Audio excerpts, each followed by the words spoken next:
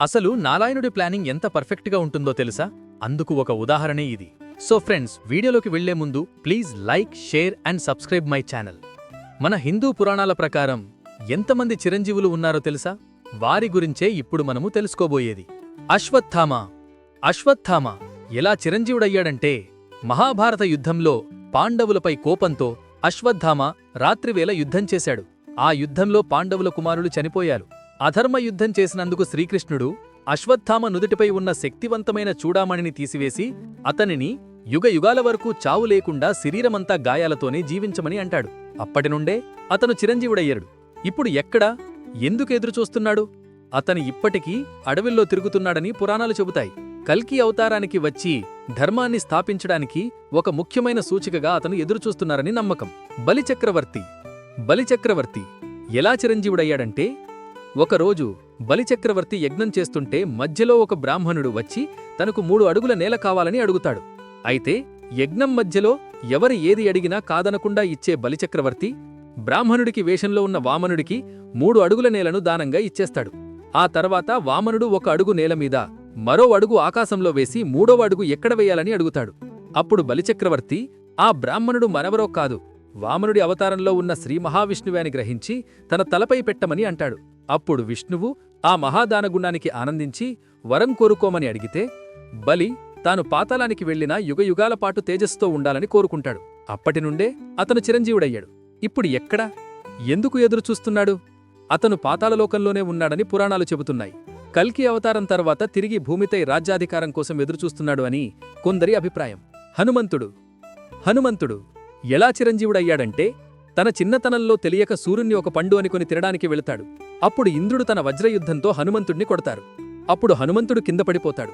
అది చూసిన తన తండ్రి వాయుదేవుడు కోపంతో గాలిని ఆపేస్తాడు. దానితో దేవుళ్లందరూ దిగివచ్చి హనుమంతుడికి అన్ని శక్తులని ఇవ్వడంతో పాటు చిరంజీవిగా ఉండమని వరమిస్తారు. అప్పటినుండి హనుమంతుడు చిరంజీవుడయ్యాడు. ఇప్పుడు ఎక్కడా, ఎందుకెదురు చూస్తున్నాడు? హనుమంతుడు హిమాలయాల్లో ఉన్న పవిత్ర పర్వతాలపైన తపస్సు చేసుకుంటూ ఉంటాడని, పవిత్ర స్థలాల్లో భక్తుల వద్ద అజ్ఞాతంగా ఉంటాడని నమ్మకం.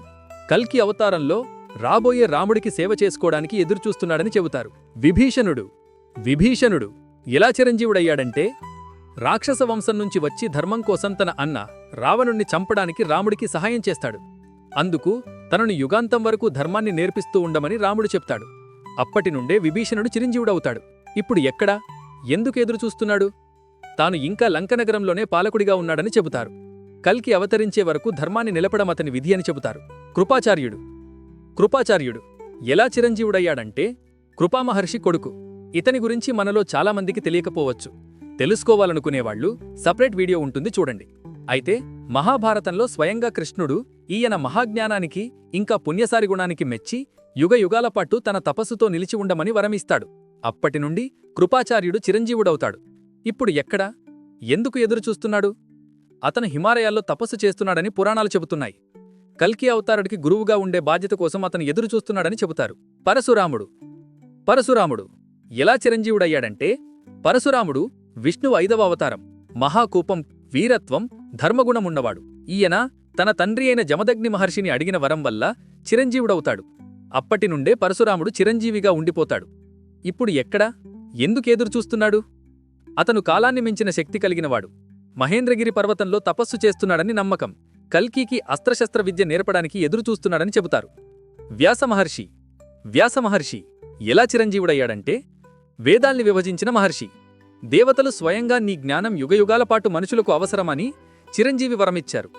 ఇప్పుడు ఎక్కడా, ఎందుకు ఎదురుచూస్తున్నాడు? అతను హిమాలయాల్లో ఆశ్రమంలో ఉన్నాడని, కల్కి అవతారాన్ని దర్శించి ధర్మస్థాపనను మళ్లీ స్టార్ట్ చేయడానికి ఎదురుచూస్తున్నాడని చెబుతారు. మార్కండేయ మహర్షి ఎలా చిరంజీవుడయ్యాడంటే, తనకున్న శాపం వల్ల 16 ఏళ్లకు చనిపోతాడు. అయితే యముడు తన ప్రాణాన్ని తీసుకోవడానికి వచ్చినప్పుడు తాను శివలింగాన్ని కౌగిలించుకుని ఉంటాడు. అంతటి మహాభక్తుడి ప్రాణాన్ని తీయలేక యముడు ఇబ్బంది పడుతుంటే పరమశివుడు ప్రత్యక్షమయ్యి యముడిని అడ్డుకొని మార్కండేయుడికి వరమిస్తాడు, ఎప్పటికీ మరణించవు అని. అప్పటినుండి మార్కండేయుడు చిరంజీవుడయ్యాడు. ఇప్పుడు ఎక్కడా, ఎందుకెదురుచూస్తున్నాడు?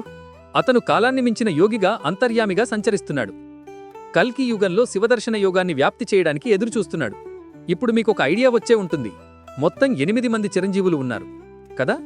ఇంకా వీరు పుట్టుకతో చిరంజీవులు కాదు, వాళ్ళ ప్రతిభ, భక్తి, ధర్మం, తపస్సు, జ్ఞానంతో ఆ వరాన్ని పొందారు. మరొక కామన్ విషయం గమనించారా?